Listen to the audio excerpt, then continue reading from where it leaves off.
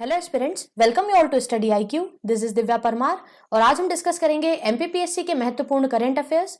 यहाँ पर हम फरवरी 2021 में 1 फरवरी से 15 फरवरी तक के महत्वपूर्ण करंट अफेयर्स को डिस्कस करेंगे। फर्स्ट क्वेश्चन हमारे पास है, which state turns into first state to affix RuPay card and E ticketing for entry into museums and monuments. तो यहाँ पर मध्य प्रदेश देश का ऐसा पहला यहाँ पर राज्य बन गया है जिसने पर्यटन के लिए रुपे कार्ड और ई टिकटिंग की व्यवस्था को लागू किया है। यहाँ पर राष्ट्रीय पर्यटन दिवस जो हम मनाते हैं यहाँ पर 25 जनवरी को, याद रखिएगा दोस्तों, राष्ट्रीय पर्यटन दिवस हम मनाते हैं 25 जनवरी को। इस अवसर पर हमारी मध्य प्रदेश की पर्यटन एवं सांस्कृतिक मंत्री उषा ठाकुर जी ने क्या किया है, जो मिंटो हॉल है भोपाल में, ये भी हमें याद रखना है, मिंटो हॉल कहां पर है, भोपाल में। तो यहां से इन्होंने रुपे कार्ड और ई टिकटिंग का लोकार्पण किया है। साथ ही साथ यहां पर इनका यह कहना है कि अब कोई भी व्यक्ति यदि संग्रहालय या स्मारकों में प्रवेश करता है तो ई टिकटिंग की व्यवस्था से यहाँ पर जो पर्यटन होगा उसमें काफी ज्यादा सुगमता आएगी और यहाँ पर मध्य प्रदेश इसके लिए पहला राज्य बना है देश का। तो यहाँ पर इन्होंने ये कहा है कि इसके लिए जो विभागीय अधिकारी हैं उन्होंने बहुत अच्छा कार्य किया है और मध्य प्रदेश के लगभग 28 अलग अलग स्मारकों को विजिट करने के लिए यहाँ पर यह व्यवस्था लागू की गई है, जो अपने आप में काफी ज्यादा एक अच्छी परियोजना है, जिससे काफी ज्यादा यहाँ पर जो करेंसी का फ्लो है उसको कंट्रोल किया जा सकेगा। यहाँ पर ई टिकटिंग की व्यवस्था से काफी आसानी से आप मॉन्यूमेंट्स को यहाँ पर विजिट कर सकेंगे और इससे हमारा जो डिजिटल पेमेंट का मोड है उसमें भी यहाँ पर थोड़ा सा क्या होगा, मजबूती आएगी। नेक्स्ट क्वेश्चन हमारे पास है, first agri OPD of Madhya Pradesh will be established eight.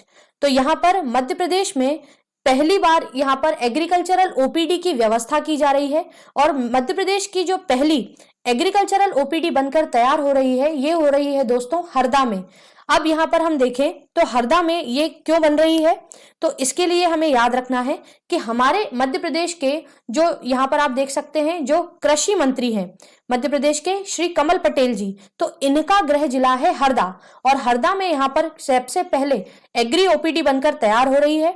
ये एग्री ओपीडी क्या होती है, तो दोस्तों जब भी किसी किसान को यदि अपनी फसल जो है उससे बीमारियों से उसको निदान दिलाना है या फसल में अगर किसी प्रकार का कोई कीड़ा लग गया है, कोई बीमारी लग गई है, तो उससे किस प्रकार से बचा जा सकता है, तो उसके लिए उस फसल का वो फोटो खींचेगा और जहां भी उसके खेत में वो फसल उग रही है वहां उसका फोटो खींचेगा और उसे सीधे यहाँ पर इस ओपीडी में भेजेगा। तो इससे जो कृषि विशेषज्ञ होंगे वो उसके बारे में समस्त जानकारी उस किसान तक पहुंचाएंगे और यहाँ पर उसे इसके बारे में बताया जाएगा कि कौन सी दवाइयों का वो प्रयोग करे जिससे कि जो भी रोग उसकी फसल में लगा है उसे दूर किया जा सके और यहाँ पर ऑप्टिमम यहाँ पर प्रोडक्शन लिया जा सके। तो इसके लिए हमारे मध्य प्रदेश की पहली ओपीडी बनी है हरदा में और इस प्रकार की ओपीडीज जो है ये हमारे मुख्यमंत्री जी का कहना है कि लगभग हर जिले में एक ओपीडी को बनाकर तैयार किया जाएगा। नेक्स्ट क्वेश्चन हमारे पास है, Which player from Madhya Pradesh bags silver in the World Cup Shooting Championship? तो यहाँ पर हमने लास्ट वीडियो में भी इसके बारे में डिस्कस किया था क्योंकि उस समय ये टूर्नामेंट जो है ये शुरू हुआ था। तो दोस्तों मध्य प्रदेश की जो हमारी स्टार खिलाड़ी हैं जिनका नाम है मनीषा कीर, जिनका पिक्चर आप यहाँ पर देख सकते हैं, मनीषा कीर जो है इन्होंने वर्ल्ड कप शूटिंग चैंपियनशिप में यहाँ सिल्वर मेडल हासिल किया है दोस्तों और इन्होंने काफी अच्छा प्रदर्शन इस पूरे टूर्नामेंट में किया है।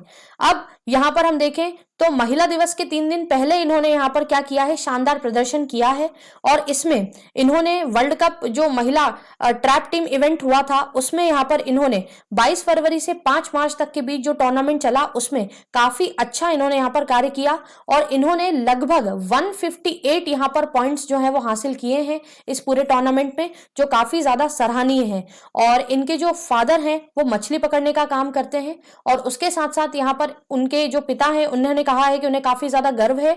और इसके साथ साथ आपको ये याद रखना है कि हमारी जो खेल मंत्री हैं यशोधरा राजे सिंधिया जी, उन्होंने भी मनीषा कीर जी को यहाँ पर बधाइयां दी है और उसके साथ साथ हमें ये भी याद रखना है कि इन्होंने अब तक लगभग क्या किया है, देश को 12 पदक इन्होंने दिलाए हैं अलग अलग वर्ल्ड कप के जो शूटिंग टूर्नामेंट्स हैं उनमें।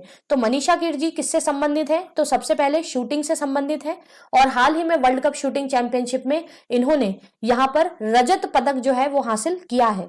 नेक्स्ट क्वेश्चन हमारे पास है, who was the founder of Rang Vidushak, a theatre group and theatre institute in Bhopal. तो यहां पर हमें याद रखना है कि रंग विदूषक जो है, यहां पर आप इसे याद रखिए, ये यहां पर बंसी कौल जी जो हैं उनके द्वारा इसे यहां पर बनाया गया था। इस थिएटर ग्रुप को यहां पर फाउंड किया गया था। बंसी कौल जी जो है, इनका हाल ही में क्या हो गया है, निधन हो गया है। यहां पर आप इनका पिक्चर देख सकते हैं। बंसी कौल जी जो है, ये काफी बड़ी एक यहां पर हस्ती थे।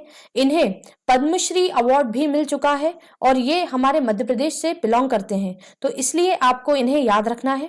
यहां पर अगर हम देखें तो इन्होंने काफी अच्छा कार्य किया है। जब बात करते हैं हम, तो 1984 में इन्होंने क्या किया था, रंग विदूषक यहां पर ये जो इनका नाट्य गृह है इसकी स्थापना की थी और देश दुनिया में इन्होंने अपने नाट्य से क्या किया है, ख्याति प्राप्त की है। इन्होंने कई प्रकार की शैलियों में कार्य किया है, जैसे कि हिंदी में, तमिल में, संस्कृत में और सिंघली, ऐसी कुछ अन्य अलग अलग भाषाएं हैं जिनमें इन्होंने कार्य किया है। तो बंसी कौल जी को हमें याद रखना है। नेक्स्ट क्वेश्चन हमारे पास है, the biggest idol of lord Ram in Madhya Pradesh will be installed in which of the following city. तो याद रखिए दोस्तों कि मध्य प्रदेश में भगवान श्री राम की सबसे बड़ी जो मूर्ति है वो स्थापित की जा रही है गुना में। यहां पर आप इस पिक्चर में देख सकते हैं, सिंधिया के गढ़ में श्री राम टेकरी नगर जो है, यहां पर मध्य प्रदेश की सबसे ऊंची राम जी की प्रतिमा को स्थापित किया जाएगा। दोस्तों यहां पर एक धार्मिक स्थल है जिसका नाम है दोस्तों हनुमान टेकरी। तो यहां पर क्या किया जा रहा है, यहां भगवान राम जी की जो है मूर्ति उसको स्थापित किया जा रहा है और इसकी जो कुल हाइट होगी वो होगी 110 मीटर। अब हम जान लेते हैं कि मध्य प्रदेश में इसके पहले सबसे ऊंची मूर्ति कौन सी थी। तो आपको याद रखना है कि पहले जबलपुर में यहां पर मां काली की एक मूर्ति हुआ करती थी दोस्तों, जिसकी जो अभी भी है, इसकी कुल ऊंचाई थी 108 मीटर। तो ये मध्य प्रदेश की सबसे ज्यादा ऊंची प्रतिमा के रूप में जानी जाती थी। परंतु अब गुना में यहां पर श्री राम की जो मूर्ति बनाई जा रही है वो लगभग 110 मीटर ऊंची है। तो ये अब से मध्य प्रदेश की सबसे ऊंची प्रतिमा होने का गौरव हासिल करेगी। तो ये हमें याद रखना है। अब हम बात करते हैं इस पूरे प्रोजेक्ट की। तो यहां पर जो मूर्ति बनाई जा रही है तो इसमें लगभग 50 करोड़ रुपए की लागत यहां पर आने वाली है और 50 करोड़ की लागत से इसे बनाया जाएगा। और इसके साथ साथ इसके मूर्ति के आसपास का जो स्थान होगा, यहां पर हाट बाजार बनाया जाएगा, पंचवटी का विकास किया जाएगा। इसके साथ साथ आप देखेंगे कि यहां पर अन्य परियोजनाओं को भी स्थापित किया जाएगा और लगभग 3 वर्षों का समय यहां पर लगेगा और उसके बाद यहां पर पूर्ण रूप से ये जो मूर्ति है ये स्थापित की जा सकेगी। तो इस प्रकार से हमें इसे याद रखना है। यहां पर हमें जो पहले मध्य प्रदेश की सबसे ऊंची मूर्ति थी उसकी भी जानकारी याद रखना है और अब हमारे मध्य प्रदेश की सबसे ऊंची मूर्ति कौन सी होगी ये भी हमें याद रखना है। नेक्स्ट यहां पर क्वेश्चन है दोस्तों, who has been awarded with the Arif Baig award recently from Madhya Pradesh. तो यहां पर मध्य प्रदेश के लिए एक गौरव का यहां पर ये इवेंट है, क्योंकि मध्य प्रदेश के जो हमारे सीएम हैं श्री शिवराज सिंह चौहान जी, उन्हें यहां पर आरिफ बेग अवार्ड से नवाजा जाएगा। ये एक प्रकार से शांति पुरस्कार है। पहले हम देख लेते हैं कि श्री आरिफ बेग जी कौन हैं। तो याद रखिए दोस्तों, आरिफ बेग जी जो हैं ये पूर्व केंद्रीय मंत्री और वरिष्ठ बीजेपी नेता हैं। यहां पर 2016 में सितंबर में इनका हो गया था निधन और यहां पर एक्चुअली इनके अगर हम पॉलिटिकल कैरियर की बात करते हैं तो डॉक्टर शंकर दयाल शर्मा जी जो हैं उन्हें पहली बार इन्होंने 1977 में चुनाव में हराया था और पहली बार ये उस समय क्या बने थे, सांसद बने थे। इसके बाद में इन्होंने यहाँ पर कई अलग अलग जो है आंदोलनों में हिस्सा लिया। 1975 में एक अहम यहाँ पर इन्होंने कुशाभाऊ ठाकरे जी के साथ में 19 माह की जो जेल है वो यहाँ पर मतलब जेल में रहे। तो इस तरह के इन्होंने कुछ कार्य किए, जिसके बाद यहाँ पर जो आरिफ बेग जी हैं उनके नाम से एक शांति पुरस्कार सम्मान यहाँ पर आयोजित किया जाने लगा है। और इसमें इस साल का ये जो शांति पुरस्कार है ये मध्य प्रदेश के सीएम शिवराज सिंह जी चौहान को दिया जा रहा है। यहाँ पर ये जो आयोजन होगा ये रविंद्र भवन में होगा। हमें याद रखना है ये कौन से भवन में आयोजित होगा, रविंद्र भवन में। यहां पर आपको भवन भी इससे याद हो जाएंगे। रविंद्र भवन कहां पर है? तो ये भी भोपाल में है। यहां पर इस कार्यक्रम में इन्हें ये अवार्ड दिया जाएगा। और हमें ये भी याद रखना है कि आरिफ बेग जी की इस साल जो जयंती है वो कौन सी जयंती है? 86 यहां पर इनकी जयंती है। तो ये आपको यहां पर याद रखना है। और इसके साथ साथ इस जो आयोजन होगा, इस आयोजन में अलग अलग सभी धर्म के जो धर्मगुरु हैं उन सब की भी उपस्थिति यहां पर होगी। अगला प्रश्न हमारे पास है, Baijatal lake is situated in which of the following city? तो यहां पर आप याद रखिए दोस्तों, बैजाताल जो है ये एक बहुत ही ज्यादा ऐतिहासिक झील है। ये है हमारे ग्वालियर में। ग्वालियर में जो बैजाताल है, एक्चुअली यहां ये न्यूज में क्यों बनी हुई है? तो यहां पर स्मार्ट सिटी प्रोजेक्ट चलाया जा रहा है और स्मार्ट सिटी प्रोजेक्ट जो चल रहा है उसके तहत ये जो बैजाताल है इसकी साफ सफाई का कार्य यहां पर किया जा रहा है और इसे एक नए रूप में विकसित करने के लिए इसकी रूपरेखा को तैयार किया गया है। तो यहां पर हमें याद रखना है कि इसमें कई प्रकार के अलग अलग आयोजन आगे जाकर किए जाएंगे बैजाताल में। जैसे कि यहाँ पर कई प्रकार के संगीत से रिलेटेड यहाँ पर आयोजन होंगे, जैसे कि गायन, वादन, नाट्य विधा, नृत्य, इन सब का यहाँ पर लोकार्पण किया जाएगा। और इसका रेनोवेशन किया जा रहा है ग्वालियर में, जिसके लिए काफी ज्यादा बढ़ चढ़कर हिस्सा लिया जा रहा है। जो हमारे अलग अलग अधिकारी हैं वो सब इससे जुड़े हुए हैं। और बैजाताल में कल्चरल प्रोग्राम्स की शुरुआत इस साल की जाएगी। तो इसलिए हमें याद रखना है कि ये ग्वालियर में आती है और एक ऐतिहासिक झील है।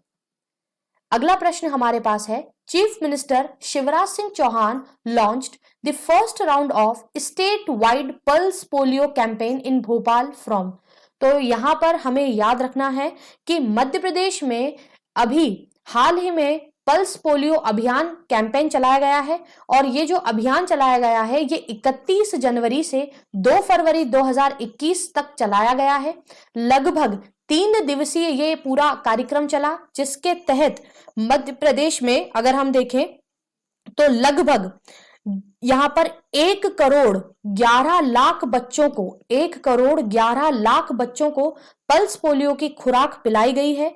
और इसके साथ साथ यहां पर 21 फरवरी को कोरोना जो टीकाकरण अभियान है वो भी यहां पर चलेगा।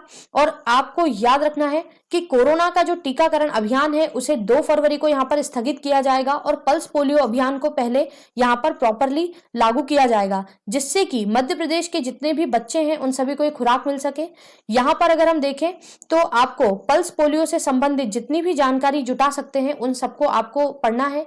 कैसे यहां पर पोलियो 2014 में हमारे भारत से इरेडिकेट हुआ, खत्म हो गया, लेकिन उसके बावजूद यहां पर हम जो है इसके लिए अभियान चला रहे हैं ताकि ये बीमारी जो है, गंभीर बीमारी जो है, ये वापस ना आ सके।